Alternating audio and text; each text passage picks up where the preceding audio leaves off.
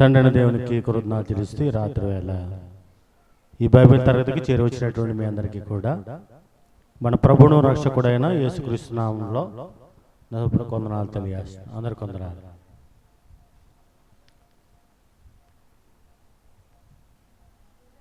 ఇది నన్ను ఒక ప్రాముఖ్యమైనటువంటి అంశాన్ని ఆలోచన చేద్దాం. చాలా జాగ్రత్తగా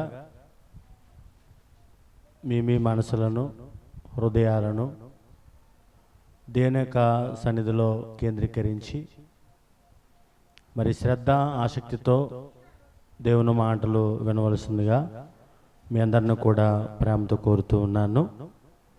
ఇటీవల కాలంలో బాగా వైరల్ అవుతున్నటువంటి టాపిక్ వివాదాస్పదమైనటువంటి టాపిక్ అన్నమాట. ఇది బయటికి వెళ్తలేదు కదా.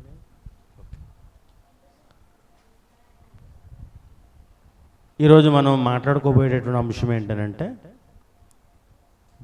విగ్రహార్పితములు తినవచ్చునా, లేదా విగ్రహానికి బలర్పించిన వాటిని తినవచ్చునా. చాలా జాగ్రత్తగా మీరు దీన్ని వినాలి. విగ్రహములకు బలిచ్చిన వాటిని తినవచ్చునా. ఈ పాఠాన్ని లేదా ఈ అంశము మనందరికీ కూడా కన్ఫ్యూజన్ లేకుండా క్లియర్గా మనకు అర్థం కావాలని అంటే ఒక 4 విషయాలు మనకు తెలియాలండి. అందులో మొదటి విషయం ఏంటంటే దేవుని గూర్చినటువంటి సంగతులు పూర్తిగా ఎరిగిన వారై ఉండాలి. మొదటి విషయం. రెండవది, అసలు విగ్రహం అంటే ఏంటి అనే విషయం మనకు అర్థం కావాలి. మూడోది, అసలు విగ్రహారాధన అంటే ఏంటి అనే విషయం మనకు అర్థం కావాలి. ఈ 3 విషయాలు కనుక మనకు అర్థమైతే విగ్రహార్పితములకు అర్పించిన వాటిని తినొచ్చా తినకూడదు అనేటువంటి విషయం 4వ పాయింట్ మీరే నాకు చెప్తారు. కాబట్టి చాలా జాగ్రత్తగా దీన్ని ఆలోచన చేద్దాం. వచనాలు కూడా ఎక్కువ ఉంటాయి. నేను ఒకటి చెప్తూ ఉంటాను. దాన్ని తెరిచి మీరు చదువుతూ నాకు సహాయం చేయండి. దాన్ని ఆలోచన చేయడానికి మనందరం కూడా ప్రయత్నం చేద్దాం. మొట్టమొదటిగా దేవుని గురించి ఆలోచన చేద్దామండి. అంటే ఈ టాపిక్ మనకు అర్థం అవ్వాలని అంటే అసలు దేవుని కూర్చున్నటువంటి అవగాహన అనేటువంటిది కనుక మనకు లేకపోయినట్లయితే తినొచ్చా తినకూడదు అనేటువంటి విషయం మనకి అర్థమయ్యే అవకాశము లేదు. దీనిని చాలామంది చాలా రకాలుగా చెప్తారు. అయితే నేను కూడా 2 రకాలుగా దీన్ని ఆలోచించడం, నేర్చుకోవడం అనేటువంటిది జరిగింది. అయితే అందులో ఉన్నటువంటి ఒక విషయాన్ని నేను మీకు చెప్పాలని ఆశపడుతూ ఉన్నాను. మొట్టమొదటిగా దేవుని గురించి ఆలోచన చేద్దాం. మొదటి పాయింట్లో దేవుడి గురించి ఆలోచన చేద్దాం. రోమీయులు రాసిన పత్రిక 1వ అధ్యాయము 20వ వచనాన్ని కనుక మనం ఆలోచన చేసినట్లయితే, రోమీయులు రాసిన పత్రిక 1వ అధ్యాయము 20వ వచనమైన ఆయన అదృశ్య లక్షణములు అనగా ఆయన నిత్యశక్తియు దేవత్వమును జగదుత్పత్తి మొదలుకొని సృష్టింపబడిన వస్తువులను ఆలోచించటం వలన తేటపడుచున్నవి గనుక వారు నిరత్తురులై ఉన్నారు. ఇక్కడ దేవుని గురించినటువంటి ఒక సంగతి ఇక్కడ తెలియపరచబడుతూ ఉంది. అంటే ఈ టాపిక్ అంతా కూడా మనకు అర్థం కావాలని అంటే అసలు దేవుని మీద సరైనటువంటి అభిప్రాయము, అవగాహన అనేటువంటిది మనకు లేకపోయినట్లయితే ఇది మనకు అర్థమయ్యే అవకాశము లేదు. దేవుని గురించి ఏం చెప్పబడిందండి ఇక్కడ? ఆయన అదృశ్యుడు. ఎవరండి? తనేటువంటి దేవుడు ఎవరనంటే అదృశ్యుడు. అదృశ్యుడనంటే కంటికి కనబడని వాడు అన్నమాట. భౌతిక నేత్రాలకి కనపడేటువంటి వాడు అనేటువంటి విషయము ఇక్కడ దేవుని గురించేటువంటి విషయము మనకు అర్థమవుతుంది. నిర్గమకాండము 33వ అధ్యాయము 20వ వచనాన్ని మనం ఆలోచన చేస్తే, నిర్గమకాండము 33వ అధ్యాయము 20వ వచనాన్ని కనుక మనం ఆలోచన చేసినట్లయితే ఇక్కడ ఒక విషయం రాయబడి ఉందండి. మరియు ఆయన, నీవు నా ముఖమును చూడజాలవు, ఏ నరుడును నన్ను చూచి బ్రతకడన్నాడు. అంటే ఏమని చెప్తున్నాడు మరలా దేవుడు తన గురించి? ఎవరు కూడా నా ముఖమును చూడరా, అంటే దేవుని ముఖమును చూడజాలవు, ఏ నరుడు కూడా ఒకవేళ నన్ను చూసినట్లయితే బ్రతికే అవకాశము లేదు. తర్వాత యోబు గ్రంథము 9వ అధ్యాయము 11వ వచనం. అంటే దేవుని కూర్చున్నటువంటి అవగాహన మనకి ఏర్పడాలండి.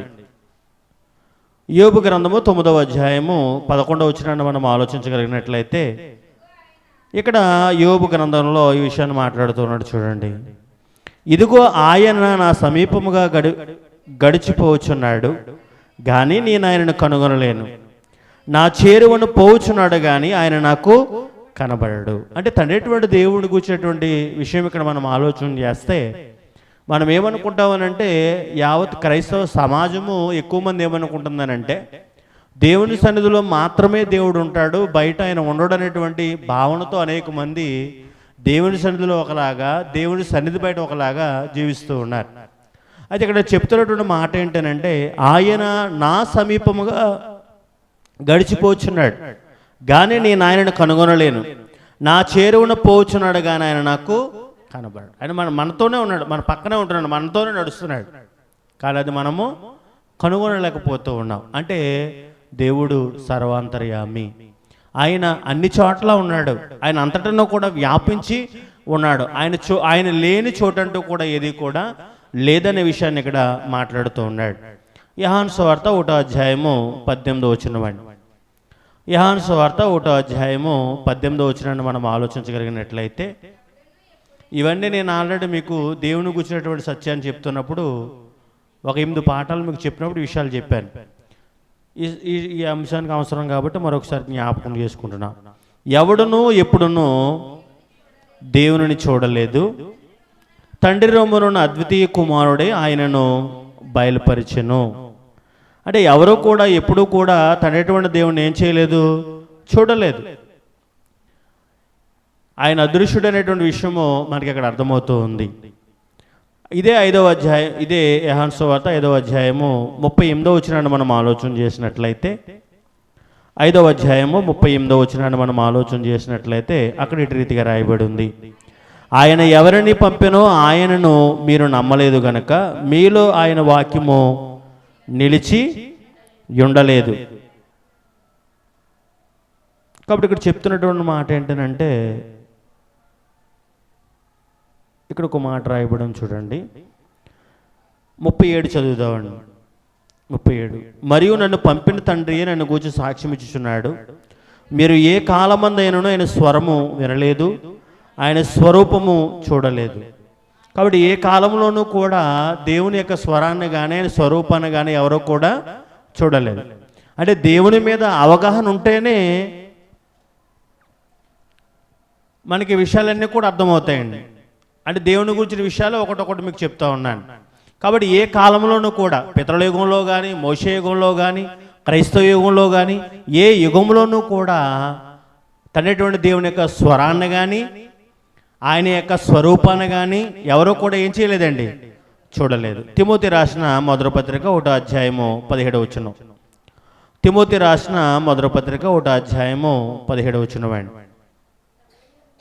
ఏమని రాయబడిందమ్మా ఇక్కడ, సకల యుగములలో రాజయుండి అక్షయుడును అదృశ్యుడునగు అద్వితీయ దేవునికి ఘనతయు మహిమయు యుగ యుగములు కలుగునగాక. ఆయన ఎలాంటి వాడట, అక్షయుడు, అంటే క్షయము కానటువంటి వాడు, నాశనము లేనటువంటి వాడు, కంటికి కనపడినటువంటి వాడు అనే విషయాన్ని ఇక్కడ మరలా మనకు చెప్పబడుతోంది. ఇదే తిమోతి రాసిన మొదటి పత్రిక 6వ అధ్యాయము 16వ వచనం అండి. 16వ వచనం, సమీపింపరాని తేజస్సులో ఆయన మాత్రమే వసించుచు అమరత్వం గలవాడై ఉన్నాడు, మనుషులలో ఎవడునూ ఆయన చూడలేదు, ఎవడునూ చూడనేరడు, ఆయనకు ఘనతయు శాశ్వతమైన ప్రభావము కలిగినుగాక. ఆమేన్. మనుషులలో ఎవరూ కూడా ఆయనను ఏం చేయలేదటండి, చూడలేదు. ఈ భూమి మీద ఉద్భవించిన వారందరిలోనూ కూడా ఎవ్వరు కూడా, మనుషులలో ఎవడును ఆయనను చూడలేదు, ఎవడును కూడా చూడనేరడు. ఒకవేళ చూసినట్లయితే ఆ వ్యక్తి చనిపోతాడనే విషయాన్ని నిర్గమకాండంలో ఆయన మాట్లాడుతూ ఉన్నాడు. కాబట్టి దేవుని చూసినటువంటి మానవుడు ఎవరూ కూడా లేడు అనే విషయాన్ని ఇక్కడ మాట్లాడుతూ ఉన్నాడు. ఎవడో కూడా ఆయనను చూడనేరడు అనే విషయాన్ని ఇక్కడ మాట్లాడుతూ ఉన్నాడు. మొదటి యోహాను రాసిన పత్రిక 4వ అధ్యాయము 12వ వచనం. మొదటి యోహాను రాసిన పత్రిక 4వ అధ్యాయము 12వ వచనాన్ని మనం ఆలోచన చేస్తే, ఏ మానవుడును చూడండి ఏమంటాడండి ఇక్కడ, మొదటి యోహాను 4:12, ఏ మానవుడును దేవుడిని ఎప్పుడునూ చూచి ఉండలేదు. మనమొకడు ప్రేమించిన ఎడల దేవుడు మన యందు నిలిచిండు. అంటే ఇక్కడ మనం తీసుకోవాల్సిన విషయం ఏంటంటే, ఏ మానవుడు కూడా, అక్కడేమో మనుషులైనటువంటి వారు ఎవరో కూడా ఆయన చూడలేదు, నేరడు అనే విషయాన్ని మాట్లాడాడు. ఇక్కడికి వచ్చేసరికి ఏ మానవుడు కూడా దేవుణ్ణి ఎప్పుడు కూడా చూచి ఉండలేదు. అంటే దేవుని కూర్చునేటువంటి అవగాహన, దేవుని మీద సరైనటువంటి అభిప్రాయము మనకు లేకపోయినట్లయితే మనము ఈ అంశం విషయంలో పొరబడేటువంటి అవకాశాలు ఎక్కువ ఉన్నాయి. ఎక్కువ అపార్థం చేసుకునేటువంటి అవకాశము ఉంటుందన్నమాట. కాబట్టి దేవుని మీద మొట్టమొదటగా క్రైస్తవులకి సరైన అవగాహన ఉండాలండి. ఇక్కడ చెప్తున్నటువంటి విషయాలన్నీ కూడా మనం ఆలోచన చేస్తే ఆయన అదృశ్యుడని, ఆయన ముఖమును ఎవరో కూడా చూడజాలరని, ఏ నరుడు కూడా ఒకవేళ చూసినట్లయితే బ్రతకడనే విషయాన్ని ఇక్కడ మాట్లాడుతూ ఉన్నాడు. ఎవడును కూడా ఎప్పుడూ కూడా ఆయన చూడలేదు. ఆయన స్వరూపం కానీ ఆయన స్వరం కానీ ఏ యుగంలోనూ కూడా ఏ కాలంలోనూ కూడా చూడలేదు, వినలేదనే విషయాన్ని ఇక్కడ ఆలోచన చేస్తూ ఉన్నాం. ఆయన అక్షయుడని, తర్వాత ఏ మానవుడు కూడా ఆయన చూడలేదని. చివరిగా యోహాను సువార్త 4:24 కూడా మనం ఆలోచన చేసినట్లయితే దేవుడు అక్కడ ఏమని రాయబడిందంటే ఆత్మ. దేవుడు ఆత్మ గనుక ఆయన ఆరాధించేవారు ఆత్మతోనూ సత్యముతోనూ ఆరాధింపవలను. ఆత్మ అని అంటే మనందరికీ కూడా తెలుసు. ఆత్మ అని అంటే 3 విషయాలుగా మనకు అర్థం కావాలండి. ఒకటి, భౌతిక నేత్రాలకు కనబడనదండి ఆత్మ అంటే. రెండోది, భౌతిక రూపం లేదండి. ఆత్మకి ఒక రూపం అంటూ ఏది కూడా లేదండి. ఇప్పుడు సెల్ ఫోన్ ఉంది ఉదాహరణకి, దీనికి ఒక రూపం ఉందా లేదండి? ఉంది. ఇక్కడ నాకు జోలు పెన్ ఉంది, దీనికి ఒక రూపం ఉందా లేదండి? ఇలాగా కంటికి కనిపించే వాటి అన్నిటికీ రూపాలు ఉన్నాయి. కంటికి కనిపించినటువంటి ఆత్మకు రూపం లేదండి. కాబట్టి ఆత్మనంటే భౌతిక నేత్రాలకు కనబడదు, భౌతిక రూపం లేనిది. మూడోది, పదార్థం కాదండి. అది ఆత్మ అనేటువంటిది పదార్థం కాదండి. పదార్థం అనేటువంటిది కొన్ని అణువుల సమ్మేళనం అండి. ఆత్మ అలాంటిది మాత్రము కాదు. కాబట్టి దేవుడు ఆత్మ, ఆయన అదృశ్యుడు, ఆయన అక్షయుడు. ఆయనని ఏ మానవుడు కూడా ఎప్పుడునూ చూడలేదు, ఏ కాలంలోనూ కూడా ఆయన స్వరము వినలేదు. ఇంతవరకు మనం ఆలోచించినటువంటి విషయం ఏంటంటే దేవుని గురించి ఆలోచన చేస్తాం. క్లారిటీ వచ్చింది కదండి దేవుడి మీద. రెండోది, విగ్రహం అనగానేమి? రాసుకున్న వాళ్ళు చాలా జాగ్రత్తగా రాసుకోండి. మొట్టమొదటిది దేవుని గురించి కొన్ని విషయాలు నేను మీకు తెలియజేశాను. రెండోది, విగ్రహం అనగానేమి? విగ్రహం అంటే ఏంటో చూద్దాం. నిర్గమకాండము 20:4 విగ్రహం అనగానేమి? నిర్గమకాండము 20:4 మనం చూడగలిగినట్లయితే ఏమని రాయబడిందండి? పైన ఆకాశం అందే కానీ, కింద భూమి అందే కానీ, భూమి కింద నీళ్ళ అందే కానీ ఇటు దేని రూపమునైనను విగ్రహమునైనను నీవు చేసుకొనకూడదు, వాటికి సాగిల పడకూడదు, వాటిని పూజింపకూడదు. విగ్రహం అంటే ఏంటంటే అర్థం? ఇక్కడ రాయబడినటువంటి మాట మనం ఆలోచన చేస్తే, విగ్రహమైనను అనే దానికి పుట్టినోట్ల కింద ఏం రాయబడిందండి? చెక్కిన విగ్రహము, అంటే చేతులతో చెక్కబడిందండి. విగ్రహం అంటే అర్థం ఏంటనంటే చేతులతో చెక్కబడింది. రెండోది, నిర్గమకాండము 34:17 నిర్గమకాండము 34:17 పోత పోసిన దేవతలను చేసుకొన వలదు. 34:17 పోత పోసిన దేవతలను చేసుకొన వలదు. మొట్టమొదటిగా విగ్రహం అంటే ఏంటనంటే చేతులతో చెక్కబడిందనే విషయాన్ని ఇక్కడ చదివాం. రెండోది, విగ్రహం అంటే అర్థం ఏంటనంటే పోత పోసినవండి, పోత పోసింది. మూడోది, ఇంకా విగ్రహం అంటే ఏంటో చూద్దాం. లేవికాండము 26:1 లేవికాండము 26:1 మనం ఆలోచన చేస్తే ఏమని రాయబడింది చూడండి. మీరు విగ్రహములను చేసుకొనకూడదు, చెక్కిన ప్రతిమ కానీ బొమ్మ కానీ నిలవ పెట్టకూడదు. మీరు సాగిలు పడుటకు ఏదో ఏదో ఒక రూపము చెక్కబడిన రాతిని మీ దేశంలో నిలపకూడదు, నేను మీ దేవుడనైనా యెహోవాను. అంటే ఏం చెప్పబడుతుంది? విగ్రహం అంటే చేతులతో చెక్కబడిందని, పాత పోసిందని. ఇక్కడ ఏమని మాట్లాడుతుందంటే చెక్కిన బొమ్మ. విగ్రహం అంటే అర్థం ఏంటండి? చెక్కిన బొమ్మ. 3వ పాయింట్ అది. యెషయా గ్రంథము 2వ అధ్యాయము 20వ వచనం అండి. యెషయా గ్రంథము 2వ అధ్యాయము 20వ వచనం అండి. 2వ అధ్యాయం 20వ వచనం. ఆ దినమున చూడండి ఏమన్నా, 2వ అధ్యాయము 20వ వచనం అమ్మ చదవండి. ఆ దినమున యెహోవా, ఆ దినమున యెహోవా భూమిని గజగజ వణికింపలేచినప్పుడు ఆయన భీకర సన్నిధి నుండి, ఆయన ప్రభావ మహత్యముల నుండి, కొండల గుహలలోను బండ బీటలలోను దూరవెళ్ళన్న ఆశతో నరులు తాము పూజించుటకై చేయించుకొనిన వెండి విగ్రహములను, సువర్ణ విగ్రహములను ఎలుకలకును గబ్బిలములకును పారవేయుదురు. ఈ వచనంలో విగ్రహం అంటే అర్థం ఏంటో తెలుసండి? వెండి, బంగారము. ఇక్కడ విగ్రహం అని అంటే వెండి, బంగారం. ఇక్కడ మీరు చాలామంది ప్రార్థన చేస్తూ ఉంటారు.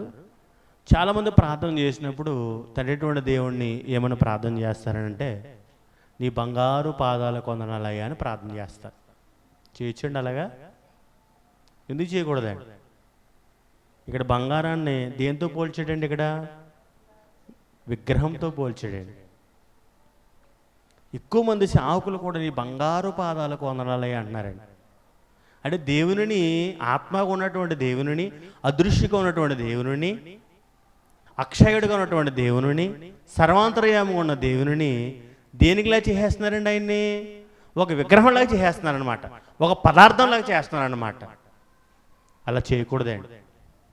కాబట్టి విగ్రహం అని అంటే అక్కడ చెప్పాడు. మరొకటి ఇర్మీయా గ్రంథము 10వ అధ్యాయము 5వ వచనం. ఇర్మీయా గ్రంథము 10వ అధ్యాయము 5వ వచనాన్ని మనం చూడగలిగినట్లయితే ఇక్కడ మళ్ళా చెప్తున్నాడు చూడండి. అవి తాటి చెట్టు వలె, అవి తాటి చెట్టు వలె తిన్నగా ఉన్నవి, అవి పలకవు, నడవనేరవు గనుక వాటిని మోయవలసి వచ్చెను. వాటికి భయపడకుడి, అవి హాని చేయనేరవు, మేలు చేయుట వాటి వలన కాదు. విగ్రహం అంటే ఏంటని చెప్తున్నాడండి ఇక్కడ. ఏంటమ్మా విగ్రహం అంటే? ఇక్కడ చదివినటువంటి మాటల్లో మనం అర్థం చేస్తే విగ్రహం అంటే ఏంటి? అయిపోయిందండి అది అయిపోయింది. ఇప్పుడు ఇక్కడ ఈ చదువుతున్నటువంటి పాయింట్లో 10వ అధ్యాయం 5వ వచనంలో అవి తాటి చెట్టు వలె తిన్నగా ఉన్నవి, అవి పలకవు, నడవనేరవు గనుక వాటిని మోయవలసి వచ్చెను. వాటికి భయపడకుండా అవి హాని చేయవు, మేలు చేయటం వాటి వలన కాదు. విగ్రహాలకి మేలు కీడులు తెలియదండి. ఏంటండి? విగ్రహాలకి మేలు కీడు తెలియదండి. రెండోది అక్కడ చెప్తున్నటువంటి మాట ఏంటంటే అవి నడవవో, వాటిని మోయవలసి వచ్చారు. ఉదాహరణకి ఇక్కడ తాటి చెట్టు గురించి మాట్లాడాడు. చాలామంది దానిని పూజిస్తూ ఉంటారు, చాలామంది దాన్ని ఆరాధిస్తూ ఉంటారు. అయితే అది ఎక్కడికి కదలదండి, ఒకే చోట ఉంటుంది అన్నమాట. ఎక్కడికి కూడా కదిలే అవకాశము లేదు. ఆ చెట్టుకి మేలేంటో తెలీదు, కీడేంటో తెలీదు. దాన్ని ఒకవేళ తీసుకెళ్ళాలంటే ఎవరైనా వచ్చి వేరే చోటకి దాన్ని మోసుకెళ్ళాలి. కాబట్టి విగ్రహం అని అంటే అర్థం ఏంటని ఇక్కడ మనం ఆలోచన చేస్తున్నామని అంటే ఇక్కడ మేలు కీడులు చేయనిదండి, తెలియందండి విగ్రహం అంటే. తర్వాత యెషయా గ్రంథము 17వ అధ్యాయం, యెషయా గ్రంథము 17వ అధ్యాయము 7వ వచనం అండి. యెషయా గ్రంథము 17వ అధ్యాయము 7వ వచనం.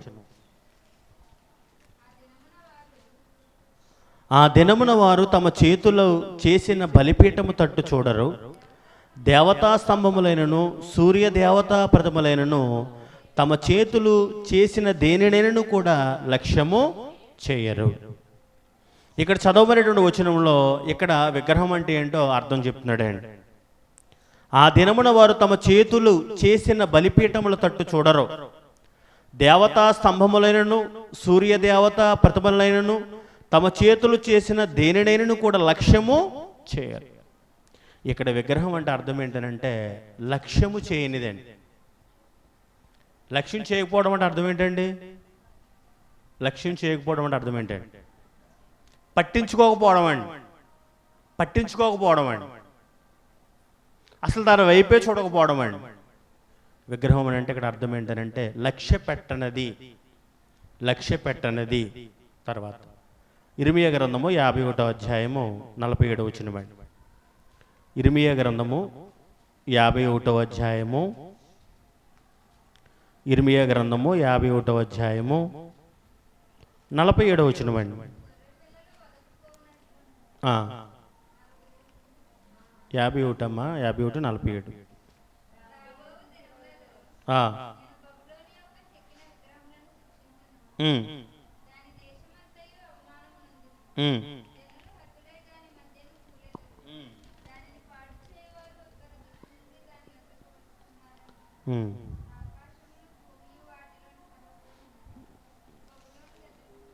చూడండి ఇక్కడ ఏమంటారు, రాబో దినములలో నేను బబులోను యొక్క చెక్కిన విగ్రహములను శిక్షింతును, దాని దేశమందు అవమానమునందును, జనులు హతులై దాని మధ్యన కూలెదరు. ఇక్కడ విగ్రహాన్ని దేంతో పోల్చినాడనంటే అవమానంతో పోల్చినాడండి. విగ్రహం అనగా అర్థం ఏంటంటే ఇక్కడ అవమానం అండి. అవమానం అనేటువంటి విషయాన్ని ఇక్కడ మాట్లాడుతూ ఉన్నాడు. తర్వాత మీకా గ్రంథము 5వ అధ్యాయము 17వ వచనమండి. మీకా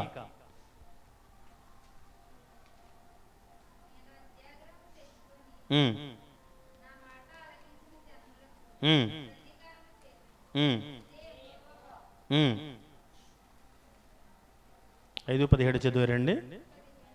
17, 1-7. ఓకే. ఇక్కడ రాయబడినటువంటి మాట ఏంటంటే ఒకసారి మనం ఆలోచన చేస్తే ఇక్కడ ఒక పదం రాయబడి ఉంటుందండి. 1-7 అండి.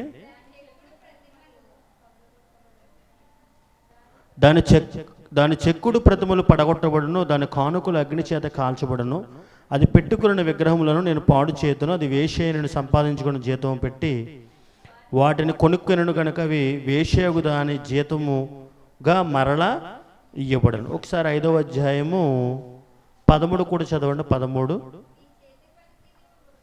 నీ చేతి పనికి నీవు మ్రొక్కుకుండునట్లు చెక్కిన విగ్రహములను దేవతా స్తంభములను నీ మధ్య ఉండకుండా నాశనము చేతును, నీ మధ్యన దేవతా స్తంభాలు ఉండకుండా వాటిని పెళ్ళగింతును, నీ పట్టణములను పడగొట్టుదును. ఇక్కడ విగ్రహం అనే అర్థం ఏంటంటే 5:13 రాసుకోండి. 5:13 రాసుకోండి. 5:13 రాసుకోండి. ఇక్కడ విగ్రహం 13:14. ఇక్కడ విగ్రహం అనే అర్థం ఏంటంటే పడగొట్టబడినవి. దేవుడు వాటిని ఏం చేశాడంటే ఇక్కడ పడగొట్టేసాడండి, వాటిని నాశనం చేసాడండి. విగ్రహం అంటే ఇక్కడ అర్థం ఏంటంటే పడగొట్టబడినవి. కాబట్టి 2వ పాయింట్ మనం ఆలోచన చేస్తూ ఉన్నాం ఈ పాఠం మనకు అర్థం అవడానికి. ఈ 2వ పాయింట్లో నేనేం చెప్పానంటే విగ్రహం అని అంటే అర్థం ఏంటంటే చేతులతో చెక్కబడినది, పోత పోసినవి, చెక్కిన బొమ్మ, వెండి బంగారంతో చేయించబడినవి, మేలు కీడులు తెలియనిది, లక్ష్య పెట్టనిది, అవమానం కలిగినది, పడగొట్టబడినవి. దేవుడు అంటే ఏంటో మనకు అర్థమైంది, విగ్రహం అంటే ఏంటో మనకు అర్థమైంది. 3వదిగా విగ్రహారాధన అంటే ఏంటో ఆలోచన చేద్దాం. అటు విగ్రహమునకు బలిచ్చిన వాటిని తినవచ్చా తినకూడదనేటువంటి విషయాన్ని మనం ఆలోచన చేస్తే క్రైస్తవ సమాజంలోనే అనేక మంది తినవచ్చని కొంతమంది, తినకూడదని కొంతమంది రకరకాల వాదనలు చేస్తూ వివాదాస్పదమైనటువంటి పరిస్థితులకు దిగజారుతున్నట్లుగా మనం చూస్తూ ఉన్నాం. సోషల్ మీడియాలో కానీ లోకంలో ఉన్నటువంటి సంఘాల్లో కానీ చాలా పరిస్థితులు ఉన్నాయి. కొంతమంది ఏం చేస్తున్నారంటే వాళ్ళు అలాగే అనుకుంటూ ఉంటారు, వాళ్ళు అలాగే చెప్పుకుంటూ ఉంటారు, మనకెందుకు వచ్చిన గొడవలే బాబు అని సైలెంట్గా ఉంటారు. అయితే మనం తెలుసుకోవాల్సిన బాధ్యత మనకు లేదా? ఎవరైనా మనల్ని అడిగితే మనం వాళ్ళకి ఏం చెప్పాలి? కాబట్టి ముందుగా మనకు మనం తెలుసుకోగలగాలి. కాబట్టి ఈ టాపిక్ అంతా మనకు అర్థం అవ్వాలంటే దేవుని మీద సరైన అభిప్రాయం కావాలి. కాబట్టి దేవుని గురించి ఆలోచన చేస్తాం. 2వది అసలు విగ్రహం అంటే ఏంటో మనకు అర్థం కావాలి. కాబట్టి విగ్రహం అంటే ఏంటో ఆలోచన చేస్తాం. 3వది విగ్రహారాధన అంటే ఏంటి? విగ్రహారాధన ఐడియల్ వర్షిప్ అంటూ ఉంటారు దీన్ని ఇంగ్లీష్లో. విగ్రహారాధన అంటే ఏంటో ఆలోచన చేద్దామండి. ఆదికాండము 35వ అధ్యాయం, ఆదికాండము 35వ అధ్యాయము 2-3 వచనాలను మనం ఆలోచన చేస్తే ఇక్కడ విగ్రహారాధన గురించి మాట్లాడుతూ ఉన్నాడు. యాకోబు తన ఇంటి వారితో, తన యొద్దనున్న వారందరితో, చూడండి ఏమంటున్నాడు 2వ వచనం కాడ నుంచి. యాకోబు తన ఇంటి వారితోనూ తన యొద్దనున్న వారందరితోనూ, మీ యొద్దనున్న అన్యదేవతలను పారవేసి మిమ్మల్ని మీరు శుభ్రపరుచుకుని మీ వస్త్రములను మార్చుకునుడి. మనము లేచి బేతేలునకు వెళ్ళుదము. నా శ్రమ దినమున నాకు ఉత్తరం ఇచ్చి నేను వెళ్ళిన మార్గమున నాకు తోడైన దేవునికి బలిపీఠం అక్కడ కట్టేదనని చెప్పాను. ఇక్కడ 3 విషయాలు రాయబడ్డాయండి. ఈ 35వ అధ్యాయం 2-3 వచనాల్లో మనం చూడగలిగినట్లయితే విగ్రహారాధన అంటే ఏంటి అంటే, మొట్టమొదటగా ఇక్కడ ఒక విషయాన్ని చెప్తున్నాడండి. తన యొద్దనున్న వారందరితో మీ యొద్దనున్న అన్యదేవతలను పారవేయడి. విగ్రహారాధన గురించి మాట్లాడుతూ వాటి విషయంలో ఏం చేయమనంటే వాటిని పారవేయాలి, రెండోది శుభ్రపరచుకోవాలి, మూడోది మీ వస్త్రాలను మార్చుకోవాలి. వాటిని శుభ్రం చేయాలి, వాటిని బయట పారవేయాలి, వస్త్రాలను కూడా ఏం చేయాలని అంటే మార్చుకోవాలండి. మూడోది, ఆ 3 విషయాలు అక్కడ రాయబడి ఉన్నాయి. తర్వాత మనం ఆలోచన చేస్తే ద్వితీయోపదేశకాండము 7వ అధ్యాయము 25వ వచనం చెప్తున్నాడు. అంటే విగ్రహారాధన గురించి ఎలాంటి పరిస్థితి ఉందో గ్రంథంలో మనకు రాయబడి ఉందండి. ద్వితీయోపదేశకాండం 7వ అధ్యాయము 25వ వచనాన్ని కనుక మనం చూడగలిగినట్లయితే, వారి దేవతల ప్రతిమలను మీరు అగ్ని చేత కాల్చివేయవలను, వాటి మీదనున్న వెండి బంగారములను అపేక్షింపకూడదు, నీవు దాని వలన చిక్కుబడుదువేమో గనక దానిని తీసుకొనకూడదు, ఏలయనగా అది నీ దేవుడైన యెహోవాకు హేయము. కాబట్టి విగ్రహారాధన గురించి తనటువంటి దేవుడు ఏమి చెప్తున్నాడండి? వాటన్నిటిని కూడా తీసి మీ యొద్ద నుండి పారవేయడం చెప్తా ఉన్నాడు, వాటిని శుభ్రపరచమని చెప్తా ఉన్నాడు, బయట తీసివేసేయమని చెప్తున్నాడు. మూడోది, మీ వస్త్రాలను కూడా ఏం చేసుకోవాలి, మీరు మార్చుకోవాలి, మీ వస్త్రాలను కూడా మార్చుకోవాలని చెప్పాడు. తర్వాత విగ్రహారాధన గురించి ఏమైనా మాట్లాడుతున్నాడు ఇక్కడ, హేయము అనేటువంటి పదాన్ని వాడాడండి. హేయం అంటే అర్థం ఏంటండి? హేయం అని అంటే అసహ్యం, అసహ్యమైందన్నమాట. కాబట్టి దేవుని దృష్టిలో విగ్రహారాధన అనేటువంటిది ఎలాంటిదని ఇక్కడ మాట్లాడుతున్నాడు అంటే అసహ్యం అన్నాడండి, అసహ్యమైనది. తర్వాత ద్వితీయోపదేశకాండము 11వ అధ్యాయం 16వ వచనం. ద్వితీయోపదేశకాండము 11వ అధ్యాయము 16వ వచనాన్ని మనం ఆలోచన చేసినట్లయితే ఏమని రాయబడిందండి ఇక్కడ, మీ హృదయము మాయాలలో చిక్కి త్రోవ విడిచి ఇతర దేవతలను పూజించి వాటికి నమస్కరింపకుండా మీరు జాగ్రత్త పడుడి. కాబట్టి విగ్రహారాధన గురించి తనటువంటి దేవుడు ఏమని చెప్తున్నాడంటే జాగ్రత్త పడుడు అని చెప్తా ఉన్నాడే. జాగ్రత్త ఎందుకు చెప్తారండి? ఎందుకు చెప్తారమ్మ? చాలామంది పిల్లలు ఉన్నారు, యవనస్తులు ఉన్నారు. మీరు స్కూల్కి వెళ్ళినప్పుడు కానీ, కాలేజీలకు వెళ్ళినప్పుడు కానీ, బయటకు వెళ్తున్నప్పుడు కానీ జాగ్రత్త అమ్మా అని చెప్తా ఉంటారు. ఎందుకంటే జాగ్రత్త, వాళ్ళు రోజు వెళ్తున్నారు కదా, రోజు వస్తున్నారు కదా, అయినా ఎందుకు జాగ్రత్త? బండి మీద ఎవరైనా పెద్దలు బయటకు వెళ్తాను, జాగ్రత్తగా వెళ్ళరండి అని అంటాం. ఎందుకు జాగ్రత్త? ఒకవేళ ప్రమాదంలో పడిపోతారేమో, ఒకవేళ అపాయంలో పడిపోతారేమోనని జాగ్రత్త చెప్పు. దేవుడు కూడా ఆనాడు ఇశ్రాయేల్ ప్రజలకి ఇశ్రాయేల్ కాలంలోనే విగ్రహారాధన గురించి మాట్లాడుతూ చెప్తున్నాడు జాగ్రత్త. ఏమన్నాడంటే 11:16లో, మీ హృదయము మాయలలో చిక్కి త్రోవ విడిచి ఇతర దేవతలను పూజించి వాటికి నమస్కరింపకుండా మీరు జాగ్రత్త పడుడి. జాగ్రత్త పడవలసిన అవసరత ఉందనేటువంటి విషయాన్ని మాట్లాడుతూ ఉన్నాడు. ఇదే ద్వితీయోపదేశకాండం 16వ అధ్యాయము 22వ వచనమండి. 16వ అధ్యాయము 22వ వచనమండి. నీ దేవుడైన యెహోవా విగ్రహమును ద్వేషించేవాడు గనక నీవు ఏ స్తంభమైనను నిలబెట్టకూడదు. ఆయన ఏం చేస్తున్నాడంట? తనేటువంటి దేవుడు విగ్రహారాధనను ఏం చేస్తున్నాడండి? ఆయన అసహించుకుంటున్నాడు. విగ్రహారాధన ఆయన ఏం చేస్తున్నాడు? ద్వేషిస్తున్నాడండి, ద్వేషిస్తున్నాడు. కీర్తనలు 81:9 అండి. కీర్తనలు 81:9 9లో మనం చూడగలిగినట్లయితే 9వ చరణంలో మనం చూడగలిగినట్లయితే ఇక్కడ కూడా ఆయన మాట్లాడుతూ ఉన్నాడు. ఏమైనా మాట్లాడుతున్నాడు చూడండి. 81:9లో అన్యుల దేవతలలో ఒకటియును నీలో ఉండకూడదు, అన్యుల దేవతలలో ఒకదానికి నీవు పూజ చేయకూడదు. అంటే విగ్రహాధన గురించి తండ్రిటువంటి దేవుడు చెప్తున్నటువంటి వాస్తవం ఏంటంటే ఇక్కడ వాటికి పూజింపకూడదు, వాటిని పూజ చేయకూడదు అనే విషయాన్ని ఇక్కడ మాట్లాడుతూ ఉన్నాడు.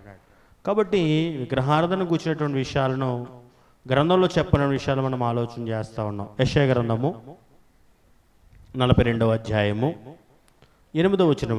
యెషయా గ్రంథము 42:8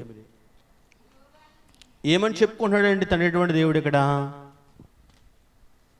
42:8లో యెహోవాను నేనే, ఇది కాదు, ఇదే నా నామము. చాలా జాగ్రత్త చదవాలి. యెహోవాను నేనే, ఇదే నా నామము, మరి ఎవరికి నా మహిమను నేను ఇచ్చివాడను కాను. నాకు రావలసిన స్తోత్రములు విగ్రహములకు చెందనియను. మునుపటి సంగతులు సంభవించను కదా, క్రొత్త సంగతులు తెలియచున్నాను.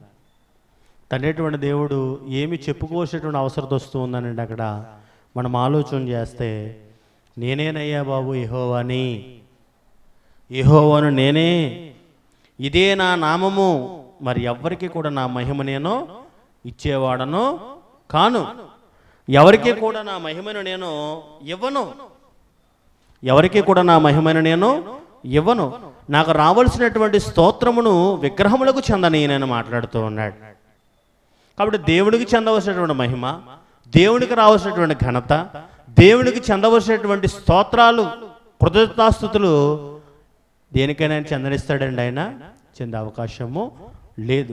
కాబట్టి ఆయన మాట్లాడుతున్నాడు, ఆయన గురించి ఆయనే చెప్పుకోవాల్సినటువంటి అవసరం ఇక్కడ ఏర్పడిందండి. కాబట్టి ఆయనకి రావాల్సినటువంటి స్తోత్రాలు, ఆయనకి రావాల్సినటువంటి ఘనత, ఆయనకి రావాల్సినటువంటి ప్రభావము, ఆయనకి రావాల్సినటువంటి కీర్తి ఎవరికి కూడా వెళ్ళిపోతున్నాయండి. ఆల్రెడీ అక్కడ వెళ్ళిపోతున్నాయి. కాబట్టే తండ్రిటువంటి దేవుడు ఏం చెప్తున్నాడంటే, యెహోవాను నేనే, ఇదే నా నామం అని మాట్లాడుతూ ఉన్నాడు. 1 కొరింథీ 8వ అధ్యాయము 4వ వచనం. 1 కొరింథీ 8వ అధ్యాయము 4వ వచనాన్ని మనం చూడగలిగినట్లయితే ఏమంటాడండి ఇక్కడ? కాబట్టి విగ్రహములకు బలిగా అర్పించు వాటిని తినుట విషయము లోకమందు విగ్రహము వట్టిదనియు, ఒక్కడే దేవుడు తప్ప వేరొక దేవుడు లేడనియు ఎరుగుదుము. ఏమని మాట్లాడుతున్నాడండి ఇక్కడ? ఒట్టిది. విగ్రహారాధన అనేటువంటిది ఎలాంటిదని మాట్లాడుతుందంటే ఒట్టిది. విగ్రహారాధన అనేటువంటిది ఒట్టిదైనప్పుడు ఆ ఆరాధన కూడా ఎలాంటిదండి? ఒట్టి ఆరాధనే. అంటే ఉపయోగం లేనటువంటి ఆరాధన అనే విషయాన్ని మాట్లాడుతున్నాడు. 1 కొరింథీ 12వ అధ్యాయం 1-2 వచనాలు. మరియు సహోదరులారా, ఆత్మ సంబంధమైన వరములను గూర్చి మీకు తెలియకుండా నాకు ఇష్టం లేదు. మీరు అన్యులై ఉన్నప్పుడు మోగ విగ్రహములను ఆరాధించుటకు ఎటు పడినా అటు నడిపింపబడుతారని మీకు తెలియదు. వాస్తవానికి ఇక్కడ మనం ఆలోచన చేస్తే ఈ కొరింథీ పట్టణం అంతా కూడా భయంకరమైనటువంటి విగ్రహారాధనతో కూడినటువంటి పట్టణమండి. అలాంటి పట్టణంలో ఉన్నటువంటి వారందరూ కూడా రక్షింపబడి క్రీస్తులోనికి వచ్చి క్రీస్తులో సంఘంలోకి వచ్చిన తర్వాత కూడా కొంతమంది వెళ్ళి మళ్ళీ ఏం చేస్తున్నారంటే వాటి విషయంలో తప్పేంటి, అవి చేయొచ్చు ఇవి చేయొచ్చు అనేటువంటి ఆలోచన కలిగి ఉన్నారు. పౌలు ఇక్కడ మాట్లాడుతూ ఉన్నారు, మీరు అన్యజనులై ఉన్నప్పుడు, ఎప్పుడు క్రైస్తవులు కానప్పుడు మోగ విగ్రహంలో ఆరాధించుటకు ఎటుపడిన అటు నడిపింపబడతారని మీకు తెలియను. కాబట్టి అవన్నీ కూడా ఎలాంటివి అంటే చాలా జాగ్రత్త అనే విషయాన్ని ఇక్కడ మాట్లాడుతూ ఉన్నాడు. సంఖ్యాకాండము 25వ అధ్యాయం. సంఖ్యాకాండము 25వ అధ్యాయం. సంఖ్యాకాండము 25వ అధ్యాయం. ఒకసారి మీరు ఆలోచించగలిగినట్లయితే సంఖ్యాకాండము 25వ అధ్యాయం 2-3 వచనాలండి. కదమ్మా. ఆ స్త్రీలు తమ దేవతల బలులకు ప్రజలను పిలవగా వీరు భోజనము చేసి వారు దేవతలకు నమస్కరించిరి. అట్లు ఇశ్రాయేలీలు బయల్పేయారుతో కలుసుకున్నందున వారి మీద యెహోవా కోపము రగులుకుంది. కాబట్టి తండ్రి దేవుడు పాత నిబంధన గ్రంథంలో నుంచి ప్రారంభం నుంచి కూడా విగ్రహారాధనను ఆయన ఏం చేస్తున్నాడండి? ఆయన ద్వేషిస్తున్నాడండి. వారు అలా చేయడం ద్వారా, ఇశ్రాయేలు ప్రజలు అలా చేయడం ద్వారా యెహోవాకి ఏమొచ్చిందండి? కోపం కలిగిందండి. అంత మాత్రమే కాదు కానీ ఇశ్రాయేలు ప్రజలు అక్కడ చేసినటువంటి తప్పిదం ఏంటంటే, మమ్మల్ని నడిపించడానికి మోషే ఏమైనా మాకు తెలియదని వారు ఆభరణాలు తీసి వాళ్ళు ఏం చేశారంటే దేవుని రూపాన్ని ఒక గడ్డి వేసేటువంటి ఎద్దు రూపానికి మార్చి వేశారండి, ఒక దొడ రూపానికి మార్చేసారండి. దేవుడు చాలా బాధపడ్డాడండి, నొచ్చుకున్నాడండి. అప్పుడు అన్నాడండి, పైన ఆకాశం ఎందే కానీ కింద భూమి ఎందే కానీ భూమి కింద నీళ్ళ ఎందే కానీ మీరు దేని రూపము నేను చేసుకొనకూడదు, వాటి పూజింపకూడదు, వాటికి సాగిలు పడకూడదు. కాబట్టి విగ్రహారాధన గురించి తనటువంటి దేవుడు ఏమని చెప్తున్నాడనంటే, అవి ఒట్టి ఆరాధన, వాటిని పారవేయండి, మిమ్మల్ని శుభ్రపరచుకోండి, మీ వస్త్రాలను మార్చుకోండి అని మాట్లాడుతూ ఉన్నాడు. అది అసహ్యమని మాట్లాడుతున్నాడండి. వాటి విషయంలో మీరు జాగ్రత్త పడండి అని మాట్లాడుతున్నాడండి. వాటిని నేను ద్వేషిస్తున్నాను, మీరు వాటిని పూజించొద్దనే విషయాన్ని మాట్లాడుతూ ఉన్నాడు. తర్వాత యెహోవా కోపం అక్కడ రగులుకుంటూ ఉంది. కాబట్టి 3 విషయాలను ఇంతవరకు మనం ఆలోచన చేస్తాం. మొదటి విషయం ఏంటంటే దేవుని కూర్చున్నటువంటి అభిప్రాయాన్ని మనం ఆలోచన చేస్తాం. దేవుడు ఎలాంటి వాడు అనే విషయాన్ని, ఆయన అదృశ్యుడని, ఆయన అక్షయుడని, ఆయన ఆత్మని అనే విషయాన్ని మనం ఆలోచన చేస్తాం. పదార్థం కానివాడని ఆలోచన చేస్తాం. రెండవదిగా విగ్రహం అంటే ఏంటో ఆలోచన చేస్తాం. విగ్రహం అంటే ఏంటో ఆల్రెడీ మీరు ఇక్కడ మనం చూసాం. చేతులతో చెక్కబడినదని, పోత పోసిందని, చెక్కిన బొమ్మని, వెండి బంగారంతో చేయబడిందని, మేలు కీడులు తెలియనిదని, లక్ష్య పెట్టనుందని, అవమానంతో కూడిందని, పడగొట్టబడిందని. మూడవదిగా విగ్రహారాధనను అసహ్యమైనదని, వాటి విషయంలో జాగ్రత్త పడాలని, వాటిని ద్వేషించాలని, వాటిని పూజించకూడదని, అవన్నీ కూడా ఒట్టువని యెహోవా కోపం ఇక్కడ రగులుకుంటూ ఉంది. 4వ విషయాన్ని ఆలోచన చేసి ఈ పాటను క్లోజ్ చేద్దాం. ఇప్పుడు చెప్పండి, మీరు ఈ 3 విషయాలు ఆలోచించిన తర్వాత తినొచ్చా తినకూడదండి? అమ్మా, ఏం డౌట్ ఉందండి? ఇంకా 4వ విషయాన్ని కూడా ఆలోచన చేద్దాం. 4వ పాయింట్ ఏంటంటే, విగ్రహార్పితములు తినవచ్చా తినకూడదా? ఇది మనకు అర్థం కావడానికే దేవుని గురించి ఆలోచన చేస్తాం, విగ్రహం అంటే ఏంటో ఆలోచన చేస్తాం, విగ్రహారాధన అంటే ఏంటో ఆలోచన చేస్తాం. 4వదిగా తినవచ్చా తినకూడదా? ఒకసారి అపోస్తుల కార్యాలు 1వ అధ్యాయము 8వ వచనాన్ని ఒకసారి మనం ఆలోచించగలిగినట్లయితే, 4వ పాయింట్ అండి. అపోస్తుల కార్యాలు 1వ అధ్యాయము 8వ వచనం అండి. అపోస్తుల కార్యాలు 1వ అధ్యాయము 8వ వచనం మనం చూడగలిగినట్లయితే ఏమంటాడండి ఆయన? అయినను పరిశుద్ధాత్మ మీ మీదకి వచ్చినప్పుడు మీరు శక్తి నొందుతారు గనుక మీరు యెరూషలేములోను యూదయ సమరయ దేశంలో ఏందంతటా కూడా బోధిగంధముల వరకు నాకు సాక్షులయ్యుందరని వారితో చెప్పాను. ప్రభువైన యేసుక్రీస్తు వారు చనిపోయిన తర్వాత, తిరిగి లేపబడి పునరుద్ధరణైన తర్వాత, ఆయన శిష్యులను ఏర్పాటు చేసుకున్న తర్వాత ఆయన వారందరికీ కూడా పరిశుద్ధాత్మను వాగ్దానం చేస్తాడు. చేసిన సందర్భంలో మీ మీదకి వచ్చినప్పుడు మీరు శక్తి నొందెదరు కనుక మీరు ఎక్కడెక్కడ యెరూషలేములోను యూదయలోను సమరయలోను ఈ దేశమంతటా బోధిగంధముల వరకు కూడా మీరు నాకు సాక్షులై ఉంటారు అనే విషయాన్ని ఇక్కడ మాట్లాడుతూ ఉన్నాడు. వాస్తవానికి ఇక్కడ మనం ఆలోచన చేస్తే 8వ అధ్యాయంకి వచ్చేసరికి ఆల్మోస్ట్ ఇంచుమించుగా సువార్త అనేటువంటిది బోధిగంధాల వరకు కూడా వ్యాపించేసిందండి. అపోస్తలుల కార్యాలు 1వ అధ్యాయం 8వ వచనంలో వ్యాపించిన తర్వాత ఒకసారి మనం చూసినట్లయితే అపోస్తలుల కార్యాలు 15వ అధ్యాయము 20వ వచనం అండి. అపోస్తలుల కార్యాలు 15వ అధ్యాయము 20వ వచనాన్ని ఒకసారి మనం ఆలోచించగలిగినట్లయితే, అపోస్తలుల కార్యాలు 15వ అధ్యాయము 20వ వచనాన్ని ఆలోచించగలిగినట్లయితే, విగ్రహ సంబంధమైన అపవిత్రతను, జారత్వమును, గొంతు పిసికి చంపిన దానిని, రక్తమును విసర్జించుటకు వారికి పత్రిక వ్రాసి పంపవలనని నా అభిప్రాయము. అపోస్తలుడైన పౌలు రాసినటువంటి పత్రికల్లోకి మనకు కొన్ని పత్రికలు ఉన్నాయి. పౌలు రాసిన పత్రికలు ఉన్నాయి, సామాన్య పత్రికలు ఉన్నాయి, ప్రకటన గ్రంథం ఉంది. ఆ పత్రికలన్నింటిలో కంటే ముందుగానే అపోస్తలులు అందరూ కలిసి ఒక పత్రిక రాశారండి. ఆ పత్రిక మనకు అందుబాటులో లేదు, కానీ ప్రారంభ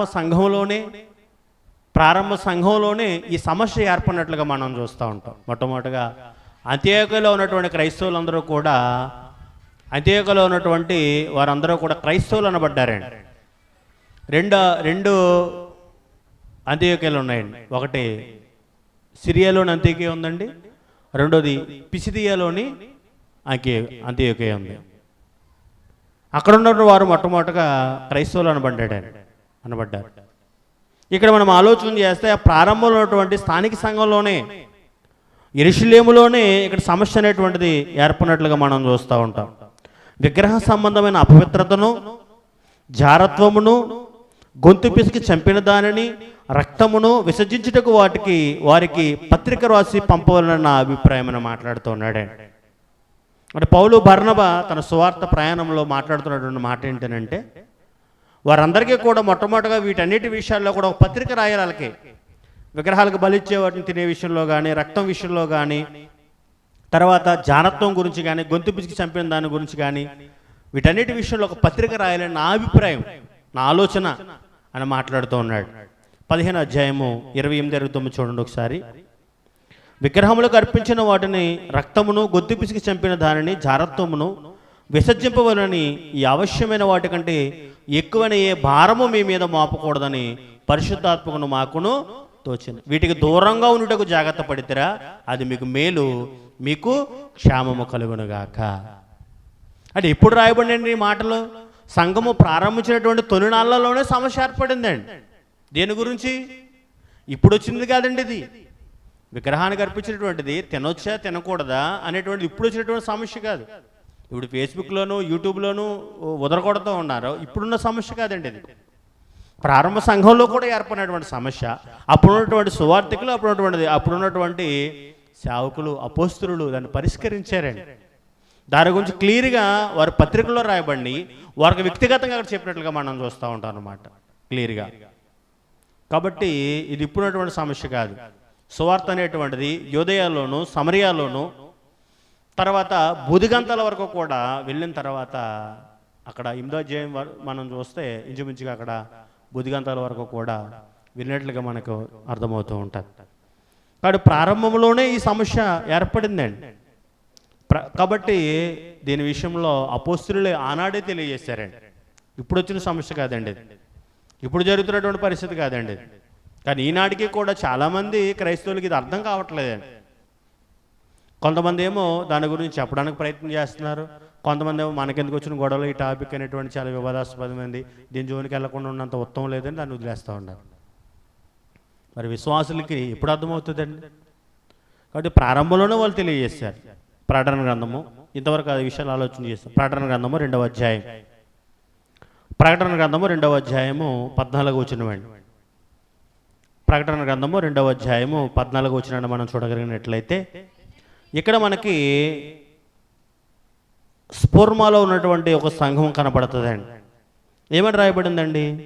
అయినను నేను నీ మీద కొన్ని తప్పిదాలు మోపవలసి ఉన్నది. అవి అనగా విగ్రహములకు బలిచ్చిన వాటిని తిననట్లును, జారత్వము చేయనట్లును, ఇశ్రాయేలులకు ఉరియొడ్డుమని బాలాకునకును నేర్పిన బిలాము బోధన అనుసరించిన వారు నీలో ఉన్నారు. అంటే ఏమని అక్కడ పాయింట్ని రేట్ చేసి చెప్తున్నాడండి ఆయన? తినొచ్చు అని చెప్తున్నాడండి, తినకూడదని రేట్ చేసి చెప్తున్నాడండి పాయింట్.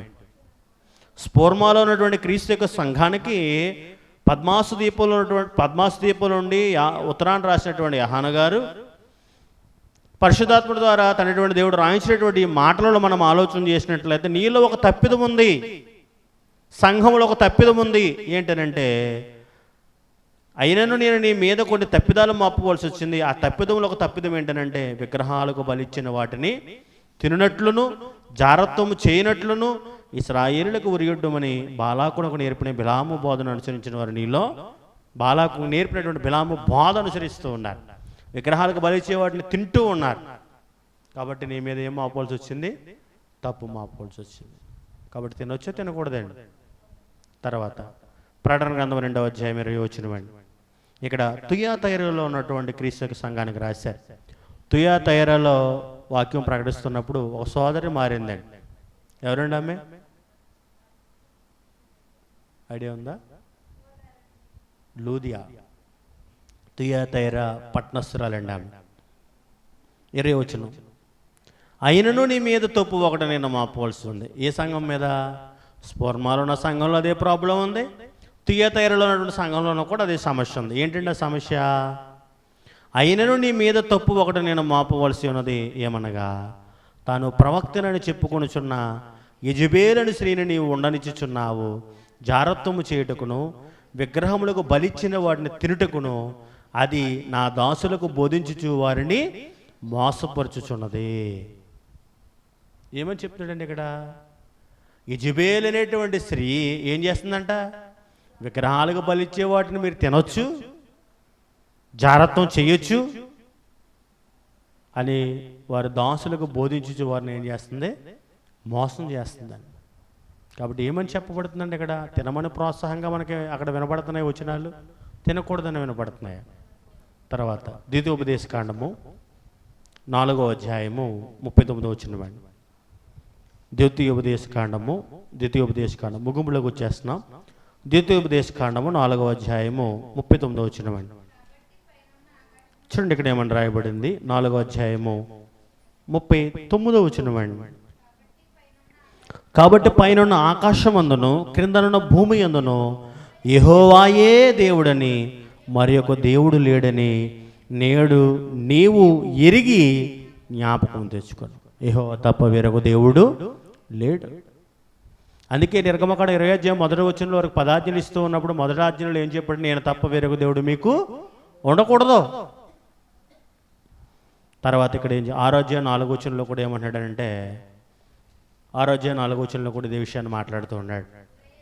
ఇశ్రాయేలు వినుము, మన దేవుడని యెహోవా అద్వితీయుడగు యెహోవా, ఆయన ఒక్కడే యెహోవా, ఎవరెవరో కూడా లేరనే విషయాన్ని ఇక్కడ ఆలోచన చేయాలంటాడు. యెషయా గ్రంథము 44 8-10 అండి.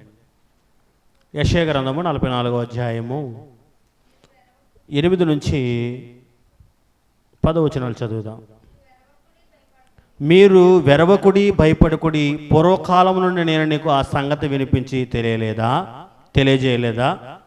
మీరే నాకు సాక్షులు. నేను తప్ప వేరొక దేవుడు ఉన్నాడా? నేను తప్ప ఆశ్రయదుర్గం మీద లేదు, ఉన్నట్టు నేను ఎప్పుడు కూడా ఎరగను. విగ్రహములు నిర్మించిన వారందరూ కూడా మాయా వంటి వారు. వారికి ఇష్టమైన విగ్రహములను నిష్ప్రయోజనములు, తామే అందుకు సాక్షులు.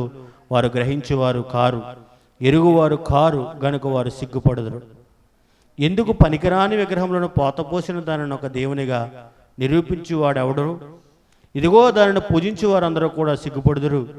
ఆ శిల్పకారులు నరమాత్రులే కదా, వారందరూ పోగు చేయబడి పిలువబడవలను. కాబట్టి ఇక్కడ చెప్తున్న వాస్తవం ఏంటంటే, నేనే మీకు ఆశ్రయదుర్గము, నేనే యెహోవా దేవుడును. ఈ విగ్రహాలను చేసి వారందరూ కూడా సిగ్గుపరచబడతారు అనే విషయాన్ని ఇక్కడ మాట్లాడుతున్నాడు. నిర్గమకాండం 34:15. నిర్గమకాండము 34వ అధ్యాయము 15వ వచనం. నిర్గమకాండము 34వ అధ్యాయము 15వ వచనం. ఆ దేశపు నివాసులతో ఏమంటాడండి ఆయన? ఆ దేశపు నివాసులతో నిబంధన చేసుకొనకుండా జాగ్రత్త పడము. వారు ఇతరుల దేవతలతో వ్యభిచరించి ఆ దేవతలకు బలర్పించుచున్నప్పుడు ఒకడు నిన్ను పిలిచిన ఎడల నీవు వాని బలిద్రవ్యము తినకుండా చూసుకోను. ప్రారంభంలోనే చెప్పేసాడు దేవుడు. ఒకరు నిన్ను ఎవరైనా తినడానికి పిలిచినట్లయితే నువ్వేం చేయకూడదు అన్నాడండి ఆయన.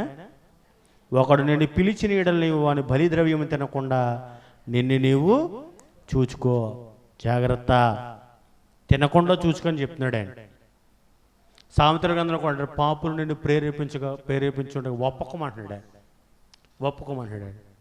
కాబట్టి విగ్రహములకు బలిచ్చిన వాటి విషయంలో మీరు తినొచ్చా తినకూడదని మన విషయాల్లో ఆలోచన చేసినట్లయితే ఏమని చెప్తున్నాడంటే గ్రంథము, అది మనకు అర్థం కావాలని అంటే దేవుని మీద సరైనటువంటి అవగాహన మనకు ఉండాలి. ఆయన ఎలాంటి వాడో, ఆయన ఎవరో అని మనకు అర్థం కావాలి. రెండోది, విగ్రహారాధన అంటే ఏంటో అర్థం కావాలి. ఆ విషయాన్ని ఆలోచన చేస్తాం. విగ్రహం అంటే ఏంటో అర్థం కావాలి. మూడోది, విగ్రహారాధన అంటే ఏంటో అర్థం కావాలి. చివరిగా ఆ తినొచ్చా తినకూడదని కొన్ని విషయాలు ఆలోచన చేస్తాం. ప్రారంభంలోనే స్థానిక సంఘంలోనే ఆ విషయంలో వాళ్ళ అపోస్తులు వారిని చర్చించారు. వారికి పత్రిక రాయడానికి వాళ్ళు ఇష్టపడ్డారు. ప్రకటన గ్రంథంలో ఉన్నటువంటి స్ఫుర్మలున్న సంఘంలో కానీ తుయతైరనున్న సంఘంలో కానీ అక్కడ సమస్య ఉన్నట్లుగా మనం దానిని చూస్తూ ఉన్నాం. కొరింథీ సంఘంలో కూడా ప్రాబ్లం ఉన్నట్లుగా మనం చూస్తూ ఉన్నాం. కొరింథీ రాసిన మొదటి పత్రిక 8వ అధ్యాయము 9వ వచనం. కొరింథీ రాసిన మొదటి పత్రిక 8వ అధ్యాయము 9వ వచనం. ఏమన్నాడండి ఇక్కడ? 8వ అధ్యాయం 9వ వచనం అండి.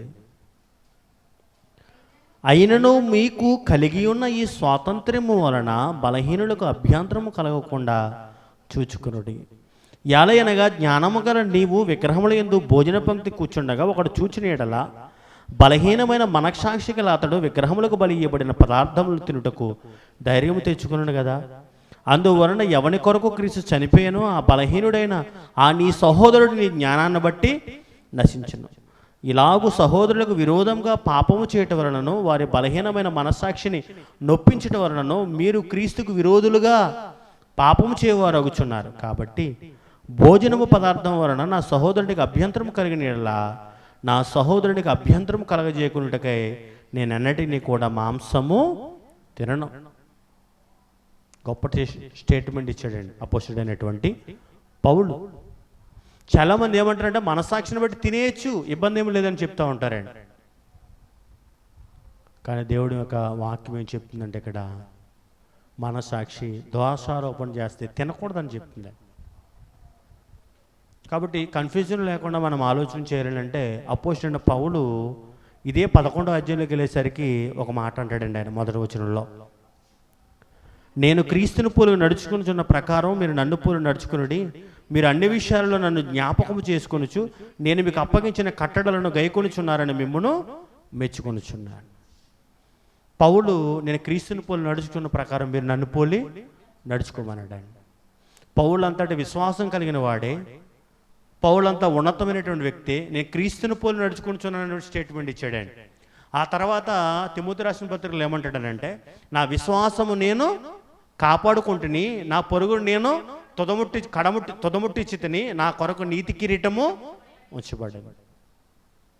కాబట్టి చివరి వరకు విశ్వాసం కాపాడుకున్నటువంటి పౌలే, క్రీస్తుని పోలి నడుచుకుంటున్నానని స్టేట్మెంట్ ఇచ్చినటువంటి పౌలే బలహీనుల నిమిత్తము, ఇతరులకి క్రీస్తు విరోధులుగా ఉండకుండా నిమిత్తము, తన వల్ల ఇతరుల పాపులు అవడం ఇష్టం లేక పాపులు అవుతారనేటువంటి ఉద్దేశంతో ఆయన ఏమన్నాడంటే, నేను అన్నిటికీ కూడా మాంసాన్ని తినను. బలహీనులు ప్రతి చోట ఉంటారండి. బలహీనులు వారికి అర్థం కాదు, అవి ఒట్టివే అని. చాలామంది ఏమంటారంటే అవి ఒట్టివే, అవి దేవుడు కాదని నాకు తెలుసు, నా మనస్సాక్షి నాకు చెప్తుంది, నేను తినేస్తానని చెప్తూ ఉంటారు. పౌలంతటి వాడు ఏమన్నారండి, 14 పత్రికలు రాసినటువంటి పౌలే, అనేక సంఘాలలో ఉన్న తప్పిదాలను సరి చేసినటువంటి పౌలే, క్రీస్తుని పోలి నడుచుకుంటున్నటువంటి చెప్పినటువంటి పౌలే, విశ్వాసాన్ని కాపాడుకుని నా కొరకు నీతి కిరీటం ఉంచబడిందని చెప్పినటువంటి పౌలే ఏమని చెప్పారండి, నేను తినను. కాబట్టి విగ్రహాలకు బలిచ్చిన వాటిని తినవచ్చా తినకూడదని అంటే ఏం చేయకూడదండి, ఎట్టి పరిస్థితుల్లో కూడా తినకూడదు. ఇదే 1 కొరింథీ రాసిన పత్రిక 10వ అధ్యాయంలో ఒక మాట రాయబడి ఉంటుందండి, ప్రభు బలలోనూ మీరు చేయిపెట్టి ఇటు దెయ్యాల భోజన పదార్థాల్లో కూడా మీరు చేపెట్టడానికి అవకాశము లేదండి. చూద్దాండి ఒకసారి, ఎంతండి వచ్చిన ఒకసారి చూద్దాం. ఎంతమ్మా? 1 కొరింథీ పత్రిక 10వ అధ్యాయము 21వ వచనం. మీరు ప్రభు పాత్రలోనిది దెయ్యముల పాత్రలోనిది కూడా త్రాగనేరరు. ప్రభు బల్ల మీద ఉన్నదానిలోను దెయ్యముల బల్ల మీద ఉన్నదానిలోనూ కూడా పాలు పొందనేరరు. ప్రభునకు రోషం పుట్టించదమా? ఆయన కంటే మనము బలవంతులమా? అన్ని విషయాలు నాకు స్వాతంత్రం కలదు కానీ అన్నీ చేయదగినవి కావు, అన్నిటి యందు నాకు స్వాతంత్రం కలదు కానీ అన్నీ క్షేమాభివృద్ధి కలదు. ఎవడునూ తన కొరకే కాదు ఎదుటివాని కొరకు మేలు చేయి చూచుకునేవలను మనస్సాక్షి నిమిత్తం ఏ విచారణ చేయక కటికవాని అంగడిలో అమ్మున్నదేదో దానిని తినవచ్చు అని చెప్తున్నటువంటి మాటలను మనం జాగ్రత్తగా ఆలోచన చేసినట్లయితే, ప్రభు పాత్రలోనిది దెయ్యముల పాత్రలోని కూడా త్రాగలే. నువ్వు ప్రభు పాత్రలో త్రాగుతున్నావు అని అంటే దెయ్యాల పాత్రలో త్రాగడానికి అవకాశము లేదు. నేను ఇది చేస్తాను అది చేస్తానంటే నరకడానికి పోతావు అంతే, ఎవరైనా సరే. మరి నువ్వు ప్రభు పాత్రలోది, ప్రభు రాత్రి భోజనంలో పాల్పుచ్చినటువంటి నీవు నేను దెయ్యాల పాత్రలో పాల్పుచ్చడానికి అవకాశము లేదు. ఆల్రెడీ విగ్రహం అంటే ఏంటో ఆలోచన చేస్తాం, విగ్రహ ఆరాధన ఎలాంటిదో, దేవుడు ఎలా ద్వేషిస్తాడో ఆలోచన చేస్తాం. మనలో చాలామంది కూడా చాలా విగ్రహారాధన చేస్తామండి. మనం ధనాన్ని ఎక్కువగా ప్రేమిస్తామండి, అదేంటంటే అది విగ్రహారాధనే. బిడ్డలను ఎక్కువగా ప్రేమిస్తామండి, అది విగ్రహారాధనే. దేవుని కంటే దేవుని కంటే దేన్ని ఎక్కువ ప్రేమిస్తామో, దేనికి ఎక్కువ మొదటి స్థానం ఇస్తామో అదే విగ్రహారాధన. దేవునికి మొదటి స్థానం ఇవ్వాలి. దేవునికి ఇవ్వాల్సిన మొదటి స్థానంలో సెల్ ఫోన్ పెట్టామనుకోండి, అదేంటండి? అది విగ్రహారాధన. దేవునికి ఇవ్వాల్సిన ప్రథమ స్థానంలో ధన సంపాదన ధనం పెట్టామనుకోండి, అది విగ్రహారాధనే. దేవునికి ఇవ్వాల్సిన ప్రథమ స్థానంలో చాలామంది హీరోయిన్స్, హీరోలు వీళ్ళని జపం చేస్తూ ఉంటారండి, లేదా రాజకీయ నాయకులు జపం చేస్తుంటారు. అదేంటో తెలుసండి? అది విగ్రహారాధన అండి.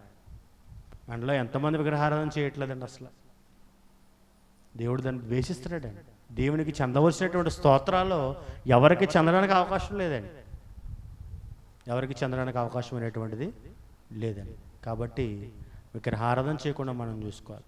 కానీ నేటి క్రైస్తవులు, నేను క్రైస్తవుల గురించే మాట్లాడుతున్నాను, నేటి క్రైస్తవులు చాలామంది ఈరోజు పేరుపాలెం దగ్గరికి వెళ్ళి, గుణదలకొండ, ఎవరిది గౌరవపట్నం దగ్గరికి వెళ్ళి, విజయవాడ దగ్గరికి వెళ్ళి కొబ్బరికాయలు కొట్టి కొవ్వొత్తులు వెలిగించి అక్కడి నుంచి మిచ్చిరి తర్వాత ఇంకోటి తెచ్చి ఇంటింటికి పంచి పెడతాం. ఏంటండి అది? చేయొచ్చండి క్రైస్తవులు? అక్కడ అర్పించి తినవచ్చండి, అక్కడికి వెళ్ళి గుండు కొట్టి వచ్చండి, అక్కడికి వెళ్ళి 3 కత్తిరలు వచ్చండి. క్రైస్తవులు అదే చేస్తున్నారండి.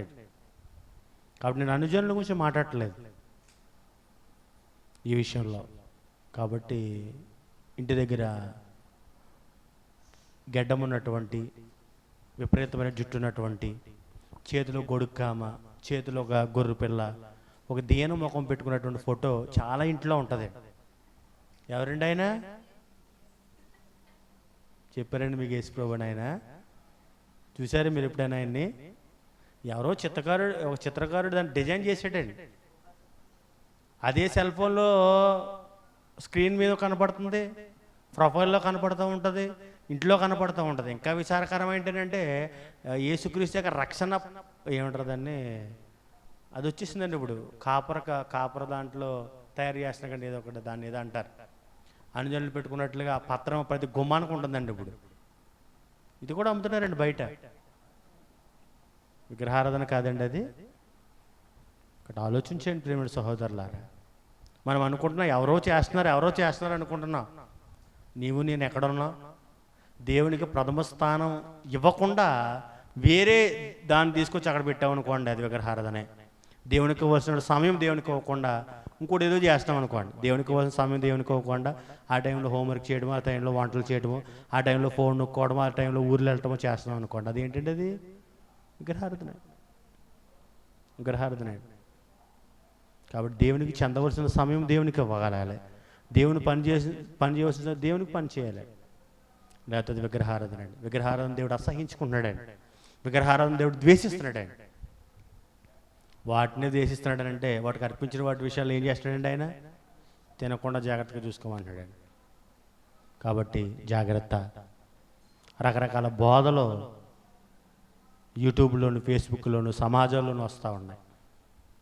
కాబట్టి దేవుడు ఏం చెప్పాడు, అపోస్తులు ఏం ప్రకటించారో, గ్రంథంలో ఏం రాయబడిందో తేటతెల్లంగా ఆలోచించినట్లయితే ఆ విషయాల్లో మనకే అర్థమవుతాయి. కాబట్టి ఎట్టి పరిస్థితుల్లో కూడా వాటిని తినకూడదండి. ఆ విషయాలను ఆలోచించండి. ఇంకా క్లియర్గా మీకు అర్థం కావాలంటే 1 కొరింథీ 8వ అధ్యాయం, 9వ అధ్యాయం, 10వ అధ్యాయం చదవండి. వాటితో పాటుగా దేవుని గురించినటువంటి విషయాలు, విగ్రహాన్ని గురించిన సంగతులు, విగ్రహారాధన గురించి కీర్తన గ్రంథంలో కూడా చాలా విషయాలు ఉంటాయి. ఇంకా వాటన్నింటినీ కూడా మీరు ఆలోచించి మిమ్మల్ని మీరు బలపరుచుకోండి. ఎవరైనా వచ్చినా వ్యతిరేకమైన బోధలు చేసినా మీరు వాటికి వచనాలు చూపించి చెప్పడానికి ప్రయత్నించండి. ముందు మనం నేర్చుకోవాలి, ముందు మనం రక్షించబడాలి, మన కుటుంబానికి విషయాలు తెలియాలి, మనము విశ్వాసంలో ఆత్మీయంగా ఎదగాలి. అప్పుడు ఇతరులకు వాటిని చెప్పడానికి ప్రయత్నించాలి. ఇంతవరకు వాక్యాన్ని అందించడానికి దేవుడు నాకు ఇచ్చిన అవకాశాన్ని బట్టి, సహోదరులు ఇచ్చిన అవకాశాన్ని బట్టి శ్రద్ధాశక్తిలో ఉన్న మీ అందరికీ కూడా నా వందనాలు తెలియజేస్తాను. ప్రార్థన చేసుకుందాం. పరలోకమున్న మా తండ్రి, పరిశుద్ధుడైన మా దేవా, ఇంతవరకు మీ సన్నిధిలో కొన్ని సంగతులు నేర్చుకోవడానికి మీరు చేసిన సహాయాన్ని బట్టి, చూపిన కృపను బట్టి మీకు కృతజ్ఞతలు తెలుస్తున్నా. ఇంతవరకు విగ్రహాలకు బలిచ్చిన వాటిని తినవచ్చా తినకూడదనే విషయాన్ని 4 భాగాలుగా మాకు అర్థం అవడానికి మేము దాన్ని ఆలోచన చేస్తాం. మీ గురించి తండ్రి మా దేవ, విగ్రహం అంటే ఏంటో, విగ్రహారాధన అంటే ఏంటో వాటిని తినవచ్చా తినకూడదా, ప్రారంభ సంఘాల్లోనే వచ్చిన సమస్యల గురించి కూడా ఆలోచన చేస్తాం. మమ్మల్ని మేము బలపరుచుకోవడానికి, మమ్మల్ని మేము ఆత్మీయంగా ఎదగడానికి లోకంలో అనేకమైనటువంటి వారు భిన్నమైన బోధలు, వారి యొక్క బోధనను సమర్థించుకోవడానికి, వారిని బలపరచడానికి అనేక మంది వారిని ప్రోత్సహిస్తూ ఉన్నారు. మా దేవా, ఏది మీ బోధో ఏది మీ బోధ కాదో అనేటువంటి విషయాలను మేము ప్రతి దినము కూడా తండ్రి బెరాలైనటువంటి క్రీస్తు సంఘం ఎలాగైతే పరిశీలించి పౌలు శీలా చెప్పినటువంటి సంగతులను వారు పరిశీలించారంటే, మా బోటి వాళ్ళు బోధిస్తూ ఉన్నప్పుడు వారిని మరింతగా పరిశీలించవలసిన బాధ్యత మా అందరి మీద కూడా ఉందండి. ఆ విషయాలను ఎరిగిన వారుగా ఉండి ప్రతి అంశాన్ని కూడా మరి పరిశీలనాత్మకంగా ఆలోచన చేసి అటు రీతిగా మేము బ్రతకగలిగే భాగ్యం దయచేయమని ప్రతి బుధవారం ఇలా క్రమం తప్పకుండా కూడుకుంటూ అనేక సంగతులు వారితో కలిసి నేను కూడా నేర్చుకోవడానికని ఆలోచన చేయడానికని నాకు ఇచ్చిన అవకాశాన్ని బట్టి కృతజ్ఞతలు చెల్లిస్తున్నాను. ఈ కార్యక్రమం ఏర్పాటు చేసిన కుటుంబాన్ని, స్థానిక సంఘాన్ని దీవించండి. వచ్చిన బిడ్డలందరినీ కూడా దీవించండి. రానున్న దినాలు ఇలాంటి అనేకమైన గొప్ప సంగతులు నేర్చుకునే భాగ్యాన్ని మా అందరికీ కూడా దయచేయమని, ఈ కార్యక్రమం ముగించుకుని మా గృహాలకు వెళ్తుండగా క్షేమకరమైన ప్రయాణాన్ని మాకు అనుగ్రహించమని, సుఖనిద్ర దయచేయమని, మీ చిత్తమైతే కొమ్మకి రాకడ ఆలస్యమైతే మరొక సూర్యోదయం లేచి ప్రార్థించుకునే భాగ్యాన్ని దయచేయమని, ఏదైనా పనుల్లో ప్రయాణంలో తోడైన విధానాన్ని బట్టి కృతజ్ఞతలు తెలుస్తూ ఈ ప్రార్థన విజ్ఞాపనలో క్రీస్తు యేసు పేరిట సమర్పించి వేడుకొంచున్నాం తండ్రి. ఆమేన్. అందరికొందాం.